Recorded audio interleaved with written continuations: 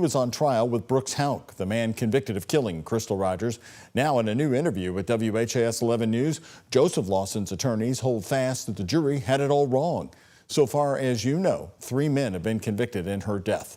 Joseph Lawson was just convicted of conspiracy to commit murder and tampering with evidence. The jury decided that he did have something to do with Crystal Rogers' murder 10 years ago and helped Brooks Houck, her boyfriend at the time, move and dispose of evidence. Lawson's father, Steve, had already been convicted of the very same charges.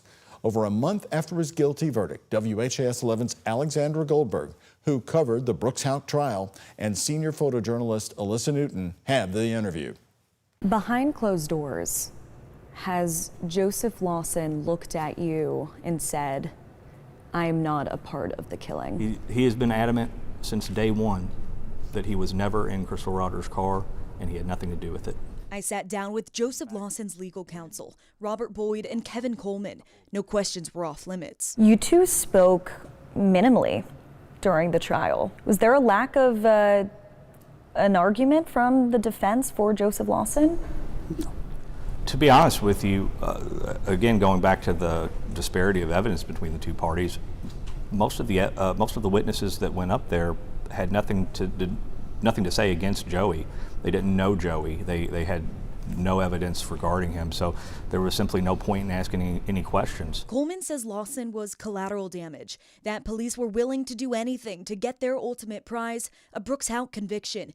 Boyd says he believes one piece of testimony did stick with the jurors. Charlie Girdley. One of the most uncredible witnesses I've ever seen brought before the court. Charlie was the one link that could link Joey to Brooks, and the state Commonwealth needed somebody to provide a physical link between Brooks and her car and what happened that evening. Boyd says the cell phone data for Steve Lawson shows the father and son were not on the Bluegrass Parkway on July 3rd, 2015. They were just up north at Boston Road. I showed them documents unsealed just days ago from Steve Lawson's grand jury testimony from 2023. None of this was admissible in either trial. The female juror says, so did you think your son had something to do?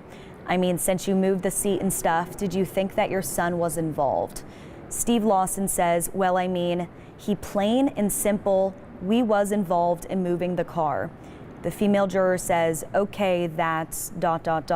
Steve Lawson says, that's a crime, you know? It's that simple. We've both implicated ourselves into a crime, so now we're both pretty much hemmed up. So Steve Lawson also had the context of being promised immunity, right? And that all came out in pretrial litigation. So in other words, he was being given an offer of dismissal in exchange for what they wanted to be, what they claimed to be the truth. So you're sticking to your guns that is not the truth because of police coercion? I don't believe, and I hate to sound naive, but the cell phone evidence is indisputable. Steve Lawson, I think, is not above, making sure that he makes statements that are going to save his own butt. The council filed a motion to drop Lawson's guilty verdict or have a retrial. It'll be heard by Judge Charles Sims during final sentencing next month. In Louisville, Alexandra Goldberg, WHAS 11 on your side.